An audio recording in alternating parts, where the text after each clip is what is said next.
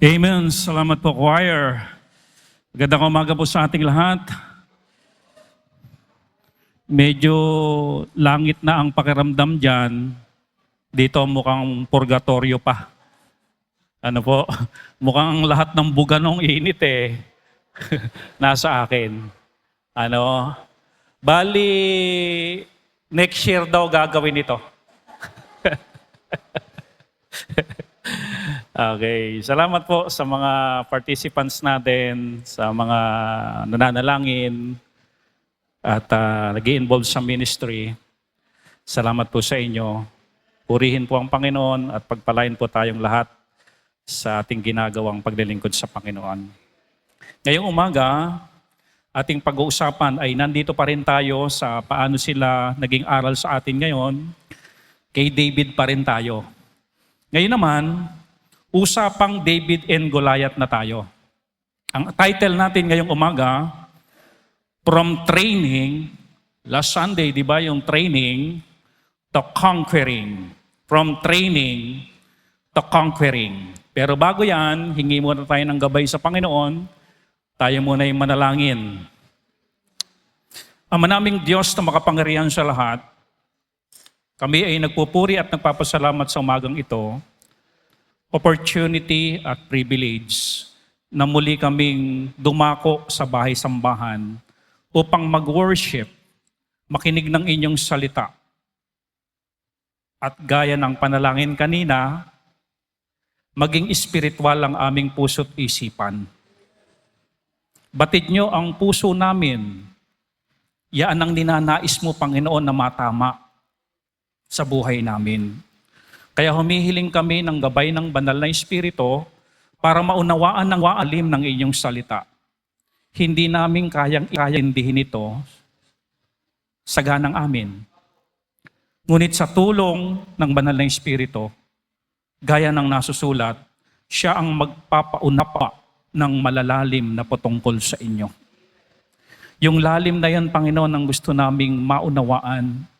Nang sa gayon ng buhay ng namin ay maging malalim, maging malago, lumago sa pangunawa, lumago sa pagkakilala sa inyo, lumago bilang anak mo, lumago bilang Kristiyano. Tulungan niyo kami sa bagay na yon dahil wala kaming magagawa kung wala po kayo. Salamat sa aming mga bisita, sa kanilang pagpapaunlak. Hiling po namin, Panginoon, na maging malinaw sa kanila at naging malinaw sa kanila na kailangan namin kayo bilang tagapagligtas. Dahil may nakaang panganib sa ikalawang buhay at yun po yung impyerno dahil sa aming kasalanan. Ngunit salamat, Panginoong Kristo, kayo ang nagbayad ng kasalanan yon nang sa gayoon mayroon kaming maging tagapagligtas at mayroon kaming Panginoon at tagapagligtas na nagbayad ng aming kasalanan. Tulungan niyo po kami sa aming aralin ngayong umaga. Hanggang kanina, salamat sa inyong pagtulong para maunawaan namin about King James Bible. Salamat ng marami, Ama. Ito'y panalangin namin sa inyo. Nagpapalinis minsan pa sa aming mga kalikuan sa pangalan ng aming Panginoong Kristo. Amen. Upo na po tayong lahat. David, kung kailangan ni David ng training, inundergo siya ng Diyos ng training. After the training, mahalaga yon, ito na, conquering. Pag sinabing conquering, meron siyang kinonquer, meron siyang inovercome. Pag sinabing kinonquer, hindi nakapanaig sa kanya, napagtagumpayan na niya. Ibig sabihin, siya yung nanalo, siya yung nagwagi. At marami sa buhay ni David na kailangan niya talagang labanan ito. Kasi kapag ito ang nanalo, hindi magiging maganda ang outcome. Ganon din po sa atin. Meron po tayong labanan araw-araw. At kailangan po natin itong mapagtagumpayanan kasi pag hindi talaga natin napagtagumpayanan, hindi po talaga magiging maganda ang resulta o kaya ng tinatawag nating outcome. Sabihin nyo nga po, outcome. Okay, number 1. Mabilis lang po ang ating mensahe. Number 1, bilisan na po natin. The spirit of disobedience. Isa, sa chapter 17 na kasi tayo, Brother Jaime, isa sa kinonquer, sa inovercome, sa napagtagumpayan ni David sa buhay niya, ay yung tinatawag nating spirit of disobedience. Kinonquer niya yan, pinagtagumpayan yan, nilabanan niya yan. Kasi kapag hindi mo naman talaga nilabanan, walang sasabihing nagtagumpay o kaya natalo. Nilabanan niya talaga to. Yung spirit of disobedience. Let's open our Bible if you have your King James Bible. Ganda nung Sunday school natin, ano? No, yung typo lang pala ang ikinurek at saka yung spelling. Ano? Amen. Kaya ito, 16:11 pa rin. No? Okay. 1 Samuel 17, verse 17, ganito po ang pagkakahanay ng salita ng Panginoon. And Jesse said unto David his son, Take now for thy brethren an ephah of this parched corn and the 10 loaves, and run to the camp to thy brethren. Para may tayo, usapang Gulayat po ito at saka David, nagbibigay lang tayo ng introduction. Ibig sabihin nito, mga kapatid, yung mga kapatid ni David na 3, sundalo po ito sundalo. Kasama ni King Saul sa labanan. Nandoon. Ngayon, eto si Jesse, inuutusan niya si David na magdala na ang ephah. Hindi po pa-epal po ito, no? Hindi po yon. Ephah of this parched corn, 10 loaves, and run to the camp to thy brethren. Ibig sabihin, inuutusan siya, pumunta ka doon. Magdala ka ng ephah, parched corn. Para lalo nating maintindihan, yung pong sinasabing ephah of this parched corn, ito po sa Tagalog, pag tinranslate natin, 10 salop na sinangag na trigo. Mga millennial, alam nyo pa ba yung salop?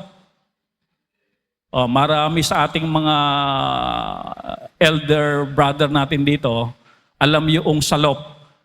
Ang salop po ba, nagko-contain po ba yun ng ilang gatang? Sino makakalala sa inyo? 9 na gatang? 10 gatang. Okay. No? 10 salop. Na-imagine nyo na yan? 10 gatang ba, Brother Jaime? Yung gatangan na ganon. Yung gatangan nung araw, yung sa may gatas. Yung Alaska. Meron pa bang ganon sa inyo? Yung ganon? Yung lata? 10 ganon. Times 10. Na-imagine nyo kung gaano kadami bibit-bitin niya. Okay. Ano pa yung ipinabit-bit sa kanya? 10 tinapay. Hindi po ito yung nabibili nating pandesal na 10 ganun lang. Hindi po, ganyan po kalaki ang tinapay nung araw. 10 ganun, tapos ganyan yung kapal. Ganon. And then, hindi lang yun ang pinadala. Verse 18. Ano pa ipinadala? Ipapadala kay David para pumunta sa mga kapatid na nasa battlefield. Verse 18. And carry these 10 cheeses. Hindi ko lang alam kung Eden ito 10 keso. Palaman. Siyempre, may tinapay, di may palaman.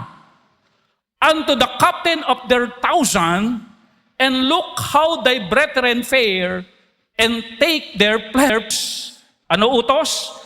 Dalin mo ang 10 salop na trigo na sinangag, 10 tinapay, 10 Eden cheese.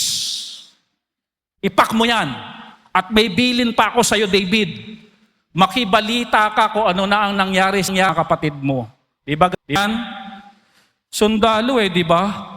Naalala ko tuloy isang kwento. Biglang tumawag yung nanay niya at sundalo siya. Tinawagan siya. Sinagot niya. Sabi, anak, sabi nung nanay, kumusta ka na dyan? Okay lang po ako, nay. Okay lang po ako. Anak ba? Anak, hingal na hingal ka. Sundalo sundalo. Bakit hingal na hingal ka? Nagja-jogging po ako, Nay. Nagja-jogging po ako. Bakit ano yung naririnig kong putukan? Pang, pang, pang, pang, pang, pang, pang, pang. Nasa firing range po ako. Nasa firing range po ako. Pero the reality, siya ay nasaan? Nasa labanan. Ewan ko lang kung nararamdaman ito. Ano yung basta Tatay Egay? Si Maru. Andyan? I do believe, ayan doon si Nanay Marites. I do believe from time to time, gusto nyong malaman ang kalagayan ng ating Scout Ranger na nakikipaglaban sa Ayungin Shoal.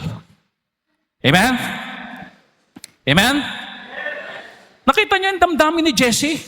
At isa pa sa napansin ko kay Jesse, mahilig siyang magron. Di ba nung nakaraan? Mahilig siyang magbalot-balot ng pagkain, tapos ipapadala niya. Bakit hindi yung misis puro siya? May gano'n naman talaga kasing lalaki yung talagang mahilig magpabaon sa anak, mga identities talaga yan, para sa welfare ng kanyang mga anak, etc. Lagi siya nagpapabaon. At yun nga ang ginawa niya, nagpabaon siya. Tanong, ano ang response ni David? Ang daming utos, di ba? Ang daming dadalin, di ba? Ano ang response ni David? Verse number 20. Talon tayo. And David rose up early in the morning and left the sheep with a keeper. Talagang mahal na mahal ni David yung kanilang mga alagang tupa. Hindi siya umalis. Kung hindi, meron siyang binilinan sa tupa niya. Ikaw muna mag-alaga, alis ako. And took and went as Jesse had commanded him. And he came to the trench as the host was going forth to the fight and shouted for the battle. Sir Lester, may napansin ka ba o may nakita ka ba nang inutusan si David nagreklamo? Nagdabog? Nainis? At si David ay biglang naging paniki. Ba't ako? Meron bang ganon sa verse? Ang sabi ng Bible, gumising si David ng maaga dahil inutusan siya. At sabi ng Bible, and took. Ano yung took? Ano yung kinuha niya?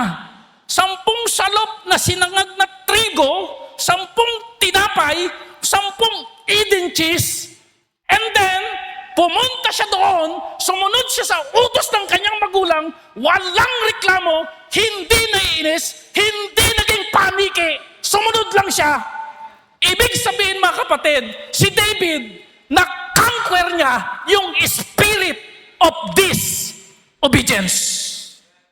Si David ay masunuring bata. Alam nyo, pinag-uusapan natin ito yung ganito. Hindi ito madali sa isang kabataan na sumunod na walang reklamo. Okay, tingnan nyo muna yung mga katabi nyo.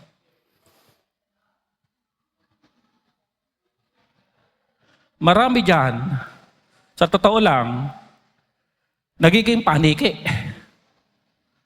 Lalo na kapag nakikita niya na yung kapatid ay nagsiselfon lang tapos siya yung inuutusan. Ano po? Okay. Ngayon po mga kapatid, sabi ng Ephesians 6:1, kumbaga introduction nito sa Sunday, yung Parents' Day natin. Ano sabi ng Bible? Children, obey your parents in the Lord, for this is right. Kapag sumusunod ka sa magulang, tama yun.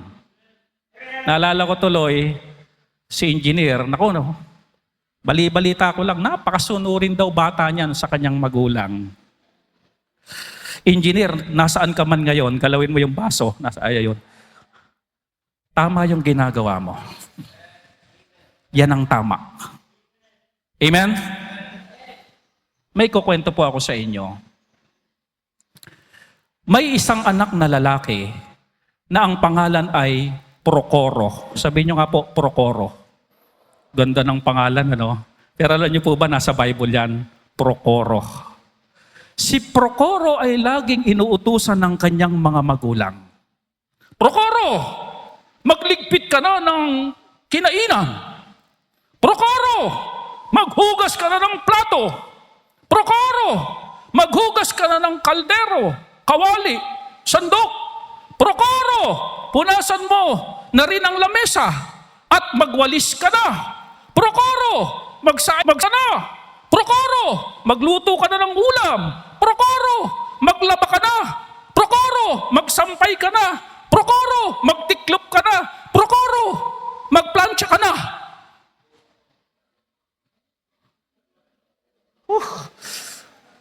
Binasa ko lang, napagod na ako di lalo pa kaya kung gagawin mo lahat ito. At masamang-masama ang kanyang kalooban. Si Procoro po ito, no?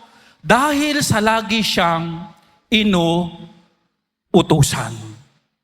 Siya ay nagdadabog, nagrereklamo, naiinis, pag lagi siyang inuutusan. Hanggang sa isang araw ay si Procolo ay nakapag-asawa na. Sabi niya, nakalaya na rin ako sa utos ng aking mga magulang. Subalit, sa kanilang pagsasama bilang mag-asawa, nalaman ni Procoro na ang kanyang napangasawa hindi marunong mag-urong, hindi marunong magsaing, hindi marunong magluto, hindi marunong maglaba, hindi marunong magplansya, hindi marunong maglinis, at hindi rin marunong maligo. Sabi ng asawa ni Procoro, hindi ko alam ang mga bagay na yan, Procoro, kasi hindi ako inuutusan sa bahay. Are you with me? Mga magulang, utusan niyo po ang inyong mga anak. Mga anak, sumunod kayo sa inyong mga magulang. For this is right. Mga magulang, I encourage you, huwag kayong nangingimi na paglutuin ng adobo yung anak nyo. Huwag kayong nangingimi na paakyatin ng bubog ang anak nyo at maglinis ng bubong, ng estero. Huwag kayong mangimi na ipag-grass cutter nyo lahat ng daan papunta ron sa labas. Are you with me? Huwag kayong mangiming mag-utos ng mag-utos. For this is right. Kawawa anak nyo pag nawala kayo, pag hindi yan natuto ng mga gawaing bahay.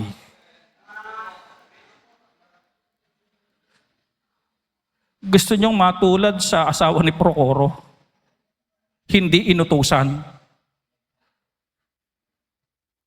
Kaya mga magulang, I encourage you, dalas-dasasan nyo pa ang pag-uutos.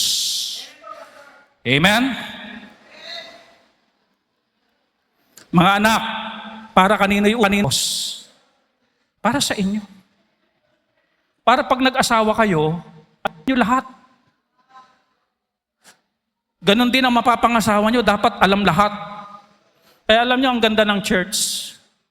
Patinin mo yung anak mong babae, makakarinig ng ganitong preaching. Tatama pananaw. Hindi ka pinapahirapan dito kapag ka inuutusan pala. Ini-equip ka pala. Tapos may anak kang lalaki, padadaluhin mo dito. Pareha silang nakarinig ng preaching, di ba? Naging tama ang pananaw nilang parehas. Di ba? At dahil tama ang pananaw nila, tama lang pala na inuutusan ako nang hindi ako magaya sa asawa ni Procoro para ako'y magmukhang Procoro. Ito rin mga babae dito, sabi, tama pala na inuutusan lang ako. Tama pala yon. Hindi pala ako pinahihirapan. Hindi ko pala kailangan maging paniki. Ay di natindihan nila. Hanggang sa isang araw, na-raise sa simbahang ito yung dalawang ito. Parehas responsible sa bahay. Diba? At nagkatinginan sa isa't isa. Nagbanggaan ang kanilang mga paningin. Tapos, amen? E di okay. Pag nagtatrabaho si mister, alam niyang magluluto si misis. May mga ganong lalaki, siya na nga nagtrabaho, pag uwi, siya pa magluluto. Siya pa maghuhugas ng plato. Ang bihirang babae yan parang yung asawa ni Procoro I pray mga kapatid, wala dito yung napangasawa ni Procoro. Sabihin niyo nga po, Procoro.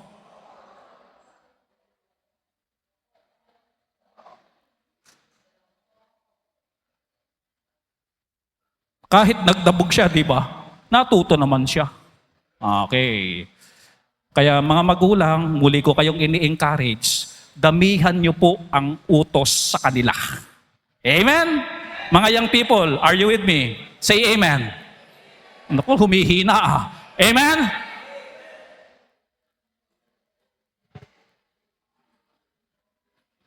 Ito Sir Jonel, hindi alam ni David na yung utos ni Jesse sa kanya, step forward pala yon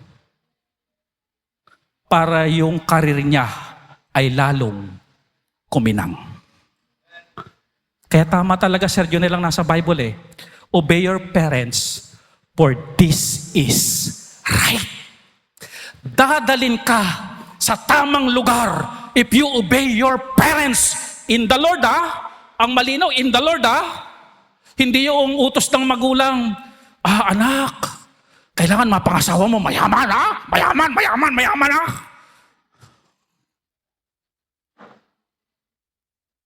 Oo nga, mayaman nga, pero ipapasa na dito sa Pilipinas ang divorce. Delikado yan. Baka abusuhin niya ng mga nasa Pilipinas. Lalo na mayayaman na kayang mang-divorce. Are you with me? Sunod lang.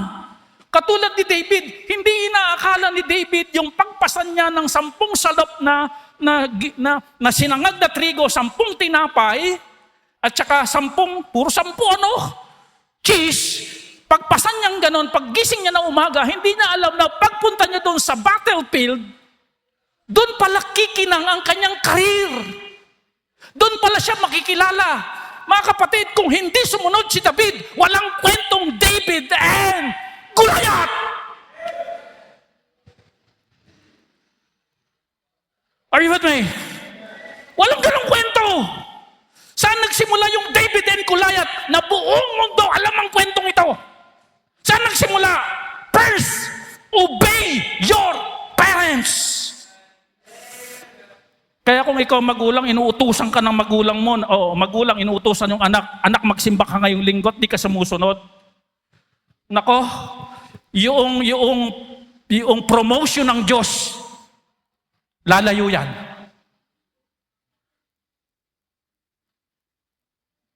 At wala ka sa tamang pamumuhay. Ang nasa tamang pamumuhay na anak, sumusunod saan? Sa magulang.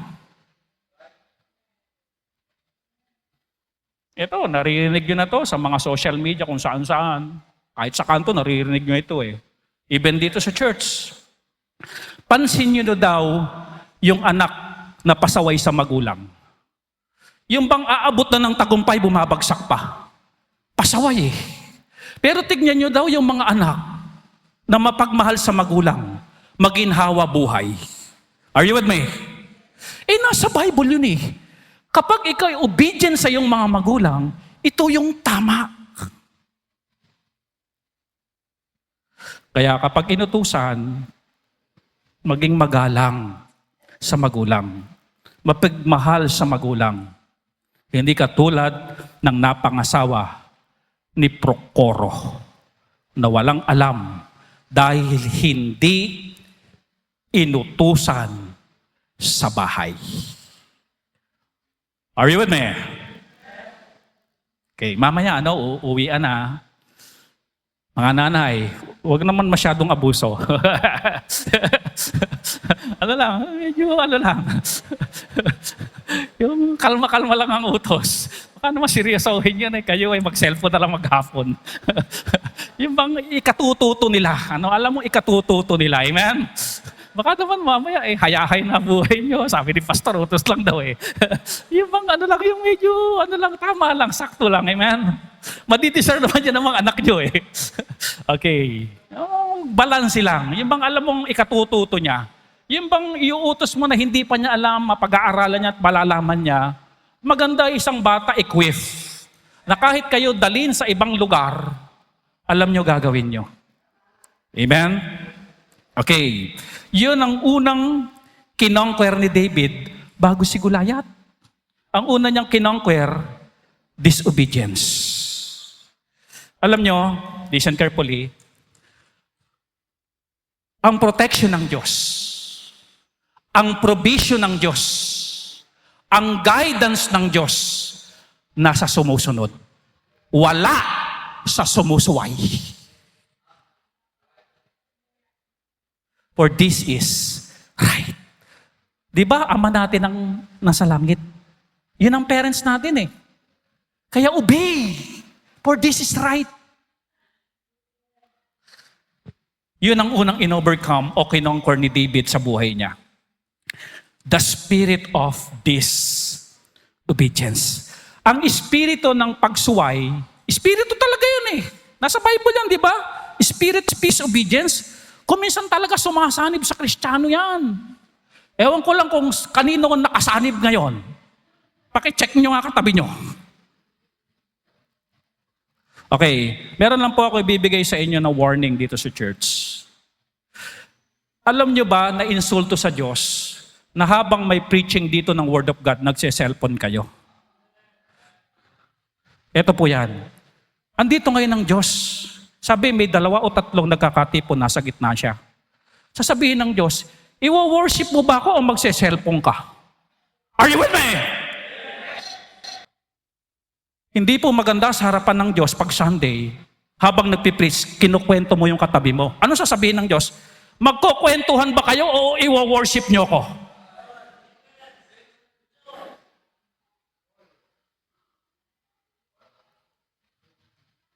Ito, may sanib talaga ito, lagong tinitira Church, ang worship ay sa Panginoon. Sabi ng Panginoon, matutulog ka ba o mag-worship ka? Are you with me?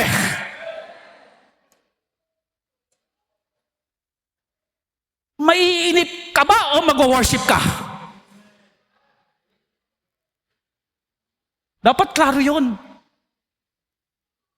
We are here to worship the Lord.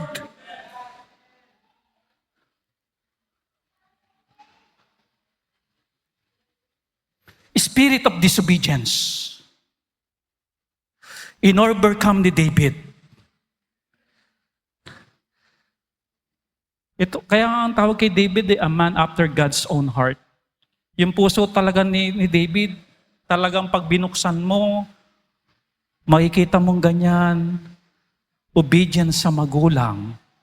Nasa puso yun Tapos responsible. Hindi niya na lang basta iniwan yung tupa doon kung hindi may binilinan pa. Gumising na maaga, di ba sa Raime, sabi kanina, pinuntahan muna doon sa field.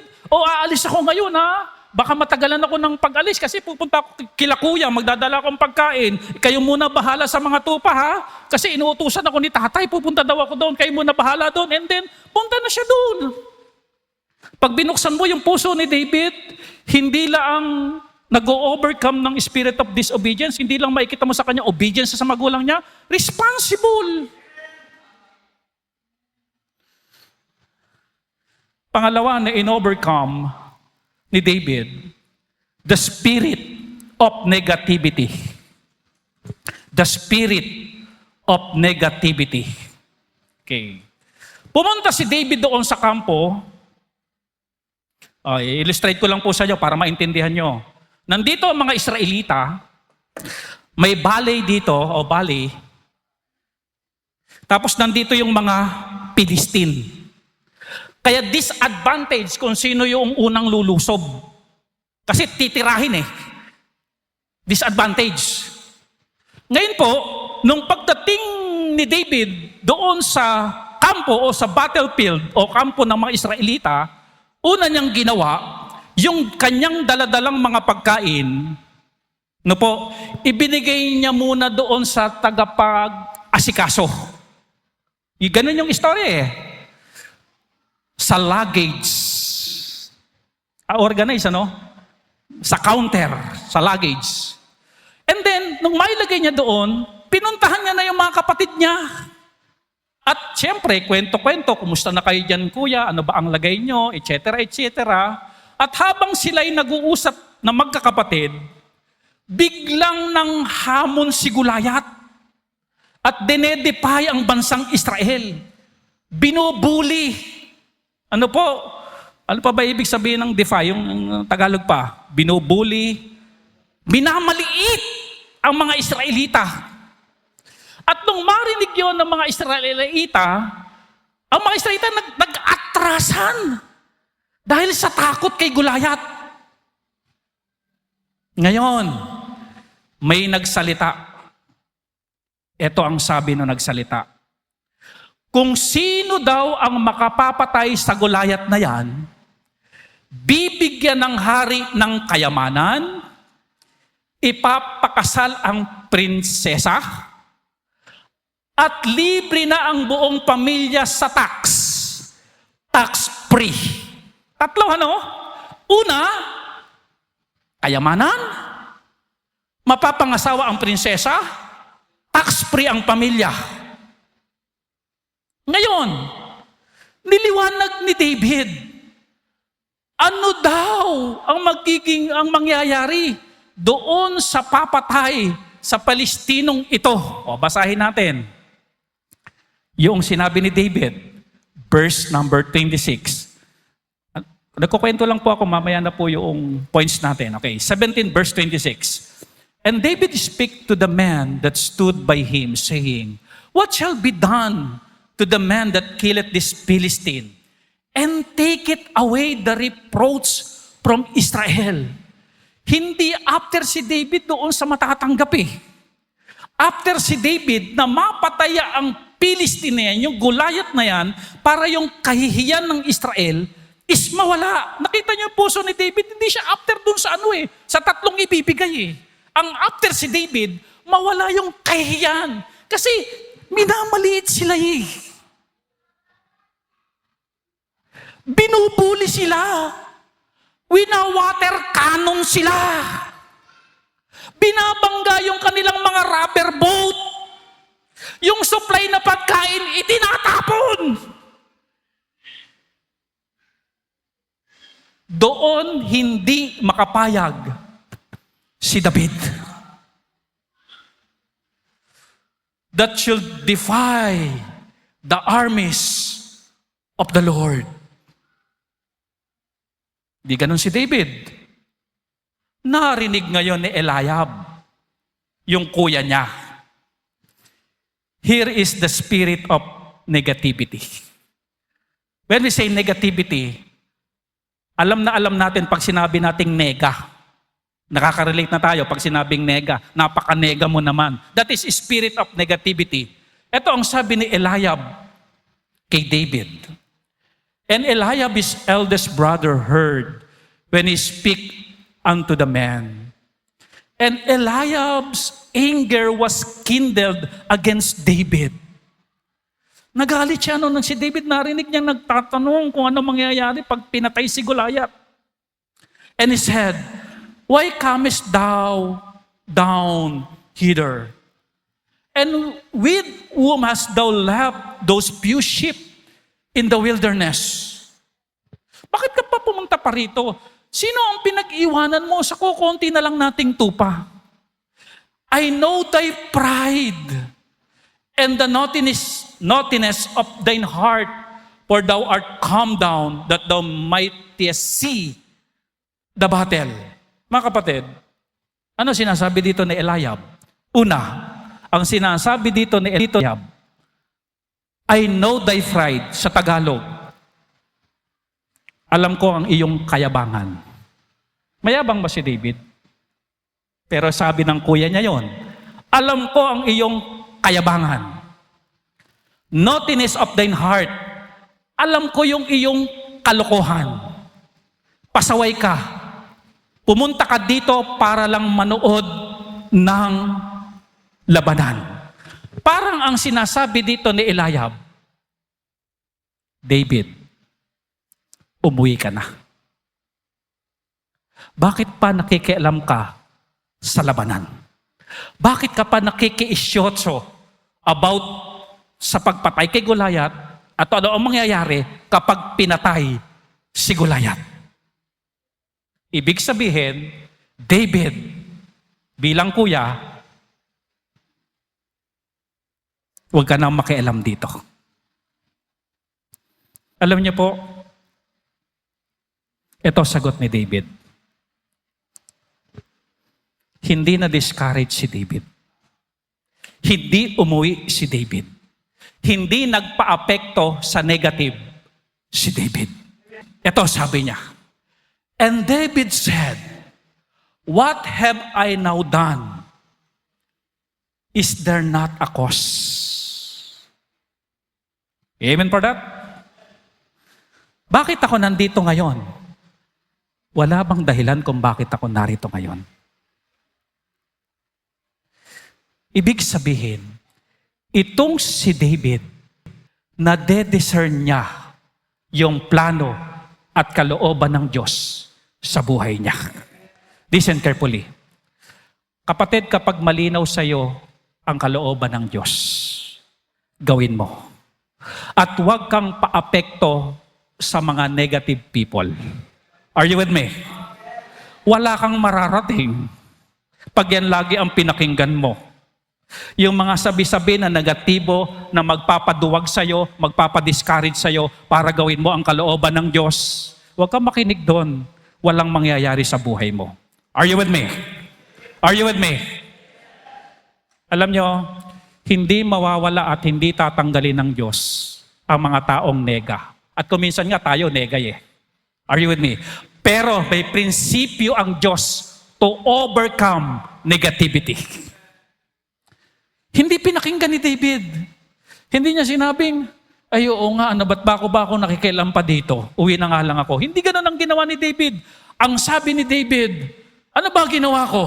Wala bang dahilan kung bakit ako narito ngayon? Wala bang purpose yung pagpunta ko dito? Tsamba lang ba na nandito ako? O kalooban ng Diyos na nandito ako ngayon? Hindi po tsamba.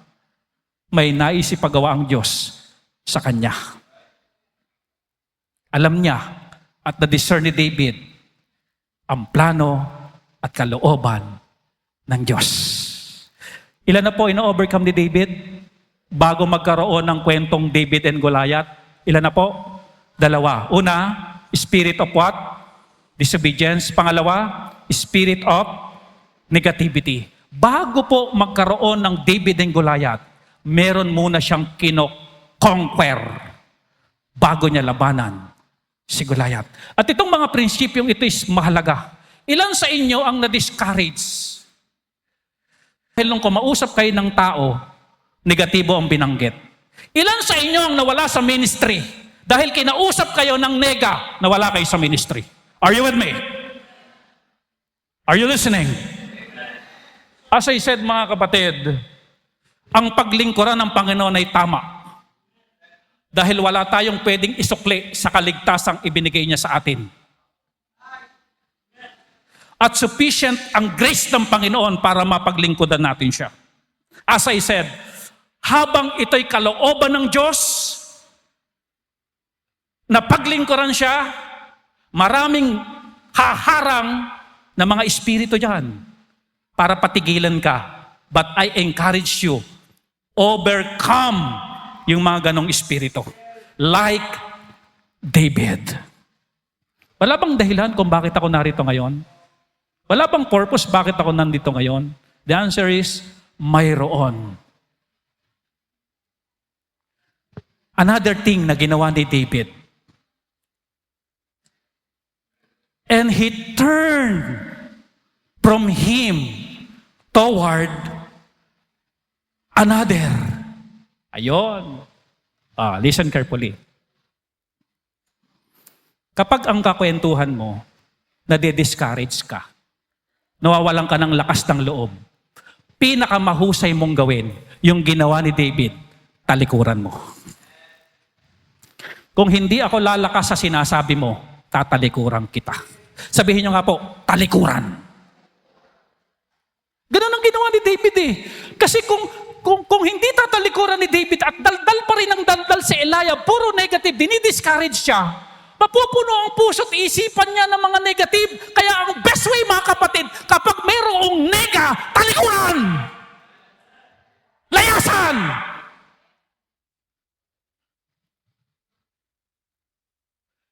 Huwag mong babaran. Ay, oo nga, ganun nga sila. Oo nga, ganun, oo nga.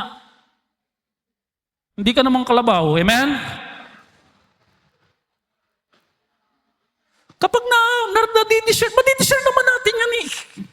Nadidiscourage lang ako. Hindi naman ako naiinis kay Jaime. Naikwento, naiinis na ako kay Jaime. Wala naman akong tampo kay Lester. Nung magkwento, nagkaroon ako ng tampo kay Lester. Kapag ganyan, mga kapatid, talikuran nyo! Layasan nyo!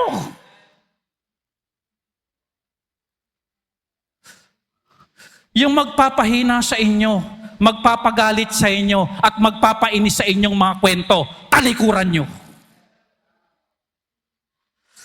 Hindi mo madidiscern ng kalooban ng Diyos sa negative. Are you with me? May madidiscern ba tayo sa negative?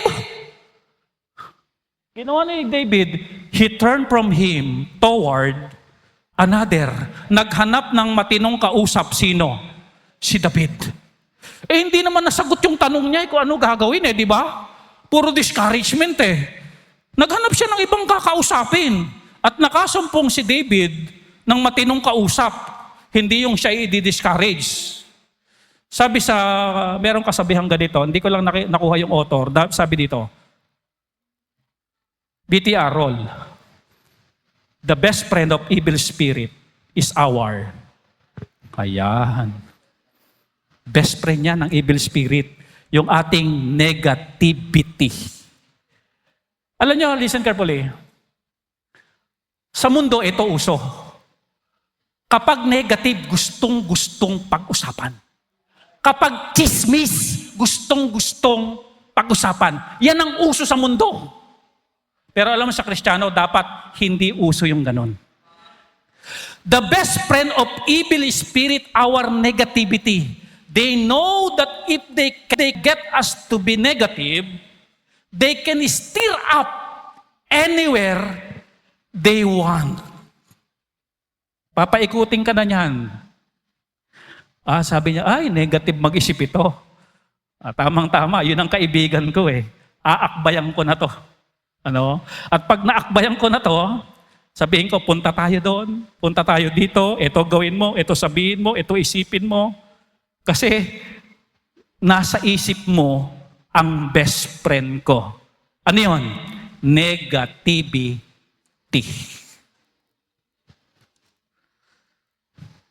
David and King Saul. Unang negative, si Eliab. Pangalawa, 1 Samuel 17:32. And David said to Saul, let no man's heart fail because of him. Kausap niya na, si King Saul na, hindi na si Eliab. Thy servant will go and fight with this Philistine. Lalabanan ko ako po, willing po ako, bilang lingkod ninyo. Lalabanan ko yung Goliath na yan. At hindi dapat tayo pinanghihinaan ng loob. Itong si Eliab, pinanghihinaan ng loob di ba? Wala dapat nanghihina ang loob sa atin. Fight! The fight is on! Ako po lalaban! Ito sabi ni King Saul.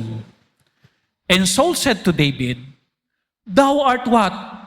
Not able, another spirit of negativity. Hindi mo yan kaya. Are you with me? Church, bibili tayo ng lote, hindi natin yan kaya. Magpapatay tayo ng building, hindi natin yan kaya. Magpapasiling tayo, hindi yan natin kaya. Bibili tayo ng chandelier. Pastor talaga, sino kaya tutugtog nun? Hindi natin kaya.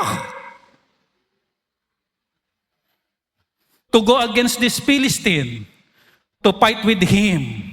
For thou art but a youth, a man of war, and he, that is Goliath, a man of war from his youth. Hindi mo kaya yon. Uhugin ka pa. Si Goliath, man of war yon, mula pagkabata. Hindi mo yon kaya. Alam nyo, kapag hari na yung nagsasabing ganon, medyo may dating na yun, Sir Jaime. Yung kuya niya, medyo talikuran mo lang talaga yun eh. Pero yung hari na nagsasabing hindi kaya, medyo may dating na yun. Pwedeng, sige po, okay lang. Huwag na natin labanan yan. Pero alam niya mga kapatid, in-overcome po ito ni David. Kahit si King Saul, ang kaharap niya. Ano ang reason ni David, bakit malakas ang loob niya? Here's the reason. Bakit hindi siya negative? Ano ang dahilan bakit siya positive na lalabanan niya si Goliath? Anong nasa loob niya? Anong nasa isip niya? Bakit positibo siya na labanan si Goliath? Here's the reason. 1 Samuel 17, verse 35. 34. 34 muna. Ayan. Number 1 is past experience. Ito ang lakas ng loob niya sa karanasan niya nung nakaraan. Okay. Verse 34. And David said unto Saul, the servant kept his father's sheep. Sabi niya, King Saul, nag-aalaga po ang tupa ng aking mga magulang. And there came a lion. Bigla pong may susunggab na leon. And a bear. May bear. Hindi ko lang alam kung si Papa Bear yon or si Mama Bear. Basta may bear. And took a lamb out of the flock. At biglang ganyan ng leon, tatangayin bigla yung tupa. Tatangayin. Verse 35. And I went out after him. Susugurin ko po. And smote him and deliver it out of his mouth. Yung bang smote. Tapos, tatanggalin niya doon sa bungangan ng leon at saka ng bear yung tupa. And when he arose against me, pag natanggal niya na, syempre ako babalingan noon. I caught him by his beard. Di ba yung mga leon may ano? Hindi nag-aahit yan eh. Gaganunin niya. And smote him and slew him. Pinapatay ko. Tapang ano? Verse 36. Thy servant slew both the lion and the bear. Past experience. Yun ang nagpapalakas ng loob kay David. Meron siyang karanasan na kaya niyang itumba ang leon at ang bear. Thy servant slew both the lion and the bear. Kaya ko po, napatumba ko po yun. Naranasan ko yung itumba sila. At ito po, mahal na hari, ang application. And this uncircumcised Philistine shall be as one of them. Ibibilang ko lang po yan sa mga napatay kong leon at bear. Itong Goliath na ito, ibibilang ko lang po yan. Seeing, talagang doon siya inis na inis eh. Doon nagalit na galit si David eh. Seeing he had defiled the armies of the living God. Di ba, Sir Jaime, kanina pa dito siya gigil? Yung minamaliit yung mga sundalo ng Diyos, doon siya hindi makapayag. Doon siya nagagalit. Are you with me? At sabi niyang gano'n, itutulad ko lang niyang minamaliit tayo ng Goliath na yan. Itutulad ko lang yan sa mga leon at sa mga bear na tinumba ko. Ihahanay ko lang yan. Past experience. Listen carefully. Yung mga utos sa inyo na magulang nyo na magsaing kayo, maglaba kayo, amen? Magagamit nyo yang mga past experience nyo sa future.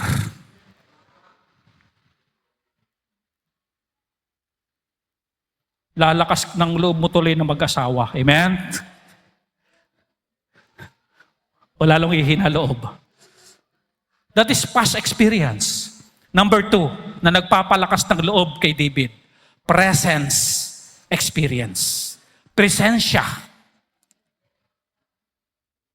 Samuel 17:37, 1 Samuel. David said, hindi niya doon tinapos yung past experience niya eh. Ang sabi dito, David said, moreover. Pag sinabing moreover, mas higit pa dyan. Tama, no? Mas higit pa dyan, kaya ako matapang. Kaya gusto kong labanan si Goliath. Mas higit pa dyan sa past experience. The Lord. Ala na, finish na. Amen? Amen? The Lord that delivered me out of the paw of the lion and out of the paw of the bear. He, that is the Lord, He will deliver me out of the hand of this Philistine. And Saul said unto David, ala na, finish na rin si King Saul. Diyos na pinag-uusapan eh. At alam niyo po ba, karanasan dito ni Saul, nung in-empower siya ng Diyos, nilupig niya ang mga kalaban. Kaya nang marinig na yun ng hari, Diyos na ang pinag-uusapan, nakasama nitong David na ito. Anong sabi na ni King Saul? Go, and the Lord be with thee. Amen? Kaya Sir Lester, tama talaga yung nasa Bible, ano? Wala tayong magagawa kung wala siya sa atin. Hindi nagyayabang mga kapatid gaya ng sinasabi ni Eliab. Mayabang ka eh. Maloko ka eh. Hindi totoo yon. Galit lang si Eliab. Amen? Ang totoo mga kapatid, kaya matapang si David because of his past experience na kasama niya ang Panginoon. Alam niya na habang pinapatay niya ang leon, Lord, thank you po. Are you with me? Habang pinapatay niya yung bear, Lord, thank you po. Alam niya sa sarili niya na may backup, may tulong galing sa langit ng presensya ng Diyos, yung kapangyarihan ng Diyos, yung protection ng Diyos, nasa kanya, damang-dama niya yun. Kaya eto siya ngayon, matapang, nasasabihin niyang, tatalunin ko siya. Gaya ng ginawa ng Diyos sa leon at sa bear. Mayabang ba o nagsasabi ng totoo? Nagsasabi ng totoo. Nagtitiwala ba? Nagtitiwala. Alam nyo, ang faith, nagbibigay ng lakas ng loob. Kaya pag wala kang faith, matatakutin ka. Sabihin mo nga, matatakutin. Yan po ang opposite ng faith. Fear.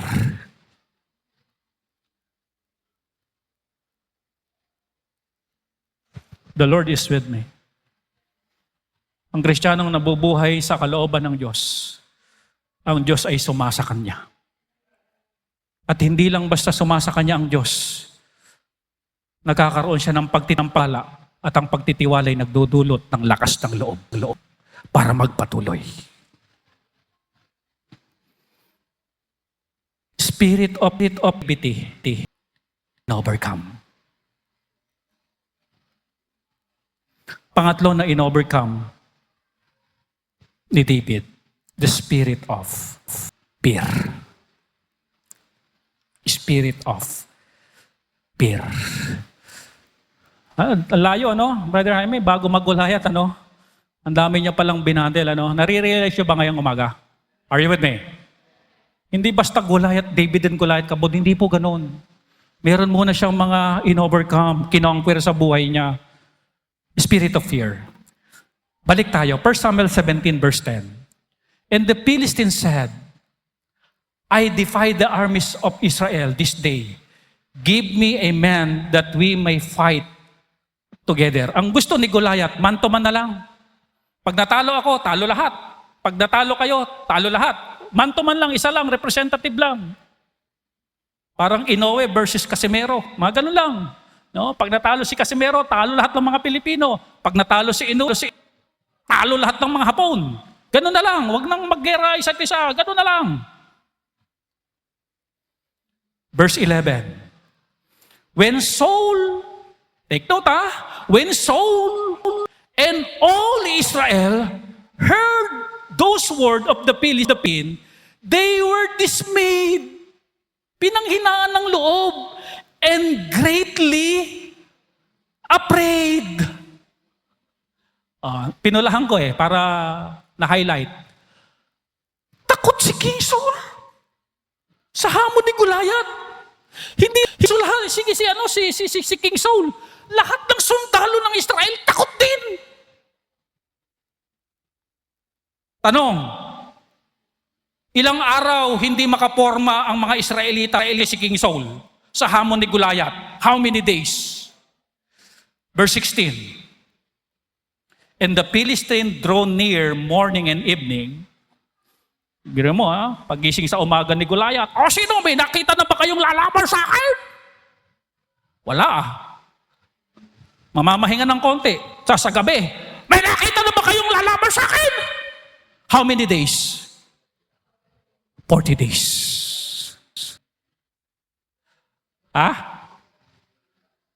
Ano? Siga, Lumas ang matapang! Walang matapang, 40 days, walang matapang.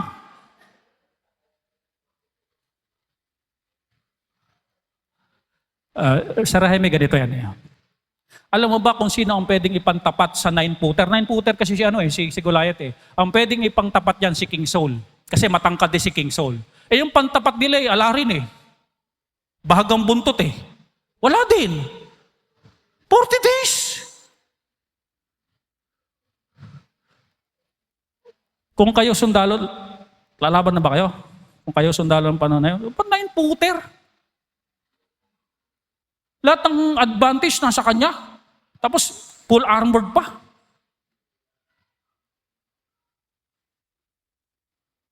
Here's the point. Nakaka-paralyze talaga ang takot. Amen? Hindi makasunod sa Diyos dahil sa takot. When we talk about giving, paralyzed. When we talk about winning soul, paralyzed. When we talk about kumanta sa choir, paralyzed. When we talk about attending regularly sa church, paralyzed. Hindi mo na ako maka-attend sa church, baka masingil pa ako ng first fruit. Takot. Nakaka-paralyze ang takot. How many days na paralyze ang mga sandalo at si King Saul? 40 days, 1 buwan at 10 araw. Ito ang ni David. And David said to Saul, let no man's heart fail because of him. Thy servant will go and fight with this Philistine. Si David, hindi paralyzed. Si David, hindi takot kay Goliath. Ngayon ang tanong, ano ang dala ni David para lumaban kay Goliath? Amazing talaga, Brother Jaime, ang Bible. Why? Tignan niyo po ito, naka-outline ng maganda yung dala-dala ni David para lumaban kay Goliath. Tignan na natin. Ang dala-dala ni David, staff, stones, sling. Doblehin pa natin, Sir Joel, mga S. Shepherds, hindi mo na, doon muna doon, yan. Shepherd's staff. Tama, di ba? Shepherd's staff yung dala. Smooth, stones, sling, shot. Galing, 3 S, mga kapatid, ang dala ni David para lumaban kay Goliath. Alam nyo ba, ang dala din ni Goliath ay 3 S. BTR, pasok. Sword, spear, and shield. Tapatan nito, Una, staff versus sword. Spear versus, ano isa? Stone. Shield versus sling. Naka, pag inisip mo, hindi pwede. Cannot be, di ba? Walang laban si David dito. Pero pag in-slingshot mo, may shield. Pag may stop ka, may sword naman siya, puto lang yun. Wala talaga.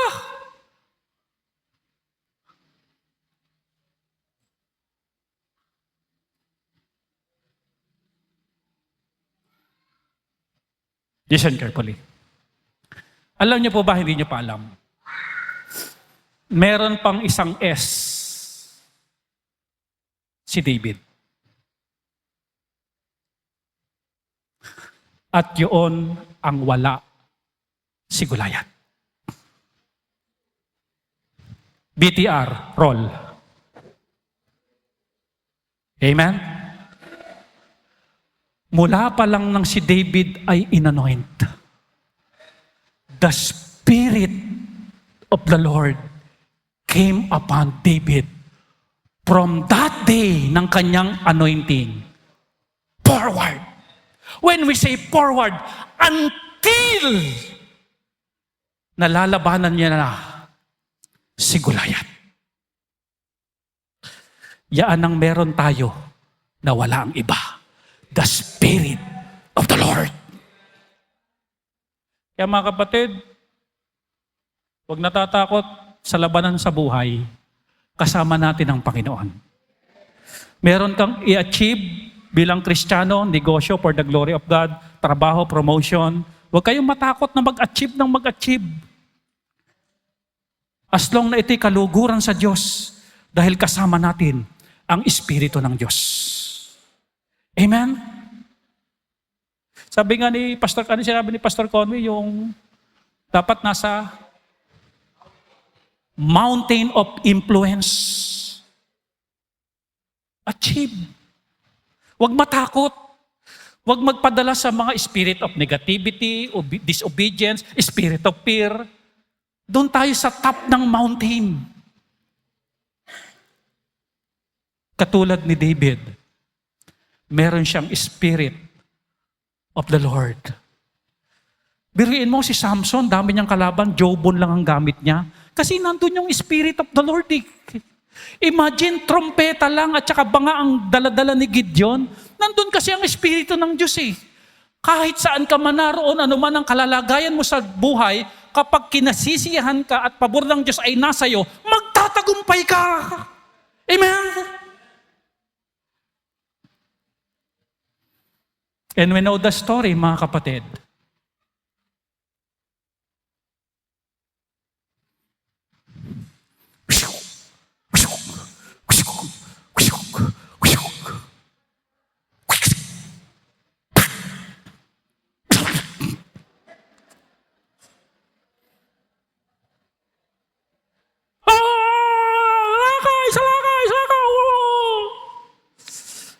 Patay si Goliath, baon dito.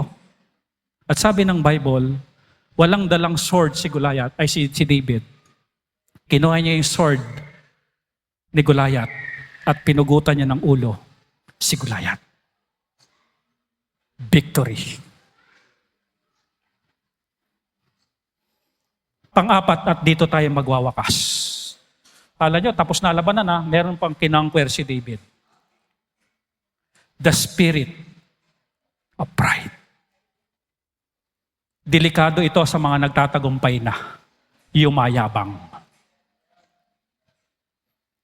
The spirit of pride.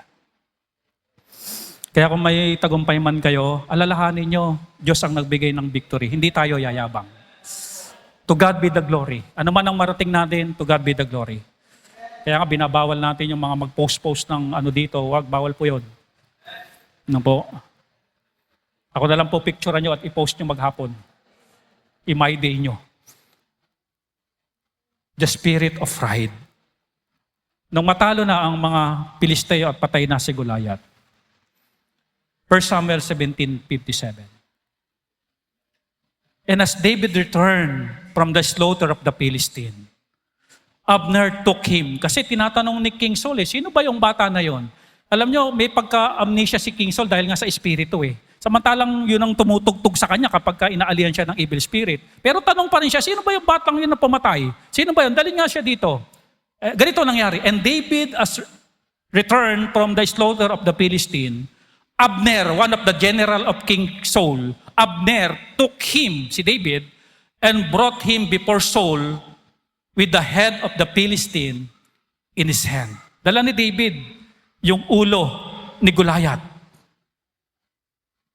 Verse 58, and Saul said to him, whose son art thou, thou young man? Eh naman, umiiral na naman yung pagiging ni King Saul, yung maligalig. Kanino ka bang anak? Bata ka. Bakit kay husay ng batang ire? Parang ganun. And David answered, I am the son. You see the humility? I am the son of thy servant, Jesse. Amen? The Bethlehem Mite. Hindi sinabi ni David, malari sabi sa'yo, kayang-kaya to eh. Ito, Hindi po ganon. Kanino kang anak? Anak po ako ng inyong lingkod na si Jesse. That is humility. Hindi naman alam ni David, masusulat sa Bible yung mga pinagkagagawa niya, di ba? Pero I do believe 100% accurate ito. Kaya nga, a man's after God's own heart eh. Humility is the mother of all virtue. English yun. Alam nyo, nung ibinigay na ni King Saul ang reward, ano yung mga reward? 3, di ba? Yaman, mapapangasawa, yung prinsesa, si princess, and then, tax-free. Ito na. Ito sabi ni David. Lundag tayo, chapter 18, verse 18. And David said unto Saul, who am I? Nagdadrama ba si David o humble si David? And what is my life? Or my father's family in Israel? Mahal na hari, sino ba ako? Ano ba yung klase ng buhay ko? At pamumuhay ng aking pamilya sa bansang Israel? That I shall be son-in-law to the king. Yung bang ako ay manugang matawag doon?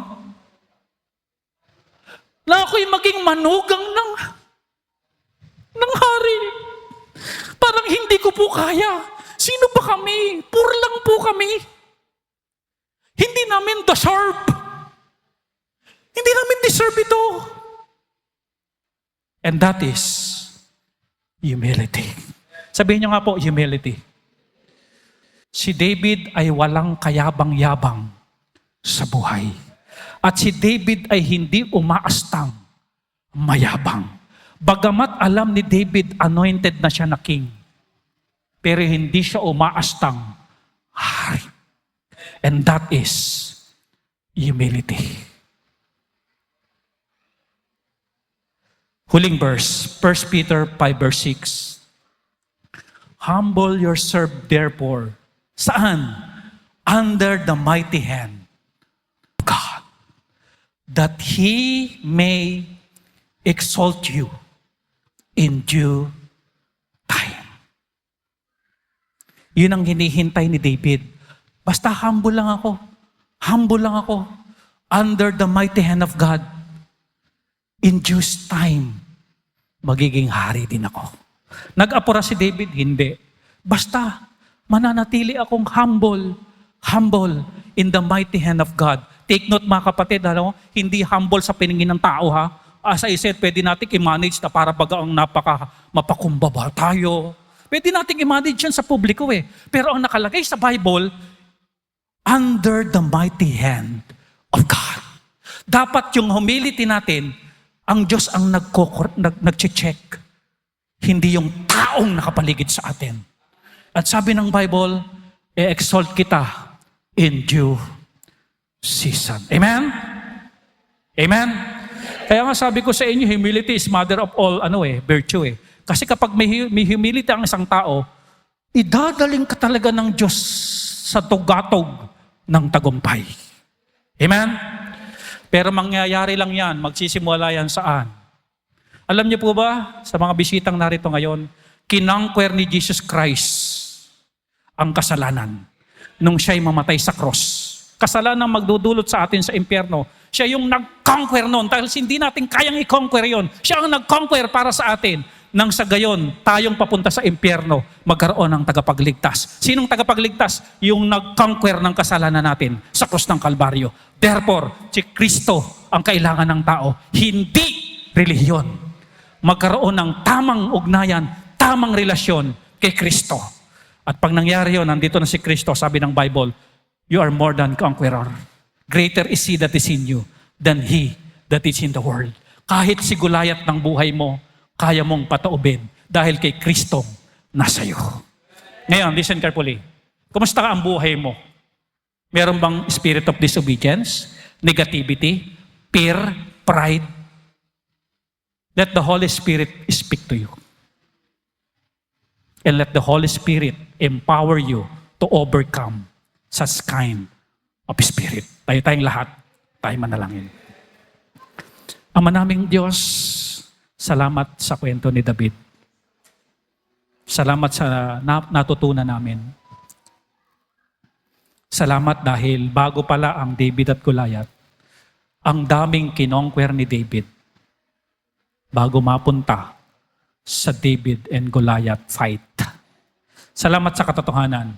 And after ng David and Goliath fight, meron pa siyang kinonquer dahil po yan sa inyong spirito. Salamat po sa mga bisitang narito ngayon. Si Kristo ang kailangan mo bilang tagapagligtas. Nawa, naging malinaw sa iyo kanina nung may kumausap sa iyo about salvation. Church, mga anak, kayo muna. Pwede bang lahat ng anak lapit dito sa altar? Come on. Dito po tayo. All young people. Come forward. I-overcome nyo yung spirit of disobedience. Sunod agad. Sige po. You pray to the Lord. Lord, salamat po sa utos ng aking mga magulang. Hindi pala ako para kawawain lang, pagurin lang. Hindi pala. Kung hindi yun pala yung tama.